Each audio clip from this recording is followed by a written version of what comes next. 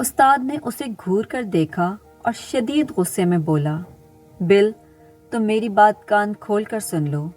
تم زندگی میں زیادہ سے زیادہ ٹرک ڈرائیور بن سکتے ہو۔ پوری کلاس نے کہکا لگایا اور وہ تھکے تھکے قدموں سے باہر نکل گیا۔ یہ ہارورڈ یونیورسٹی میں اس کا آخری دن تھا۔ اسے کلاس کا ماحول اور استاد کے پڑھانے کا طریقہ بوجھل کر دیتا تھا۔ اب اس کا زیادہ وقت جھیل کے کنارے اپنے دوست پال ایلن کے ساتھ گزرتا تھا۔ وہ بھی اس کی طرح لمبی منصوبہ بندی کا ماہر تھا۔ وہ دونوں ایک ایسی دنیا کے بارے میں سوچتے تھے جو ابھی تخلیق کے مراحل میں داخل نہیں ہوئی تھی۔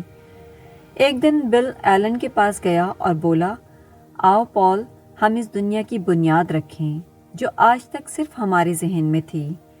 پال ایلن نے اس کے ہاتھ پر ہاتھ رکھ دیا۔ 1975 میں بل نے اپنے دوست ایلن کے ساتھ مل کر دنیا کی پہلی سافٹ ویئر کمپنی بنائی اور اس کا نام مائکروسافٹ رکھا۔ اس کے بعد دیکھتے ہی دیکھتے مائکروسافٹ ریاست واشنگٹن کی سب سے بڑی کمپنی بن گئی۔ جی ہاں، اس شخص کا نام بل گیٹس ہے۔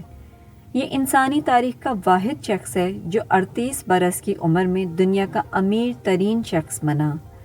بل گیٹس کا خیال تھا کہ ہارورڈ یونیورسٹی کسی نہ کسی دن اپنے اس نالائق طالب علم پر فخر کرے گی۔ آنے والے دنوں میں اس کی بات سچ ثابت ہوئی اور ہارورڈ یونیورسٹی کے گیٹ پر اس کے نام کی تختی لگ گئی۔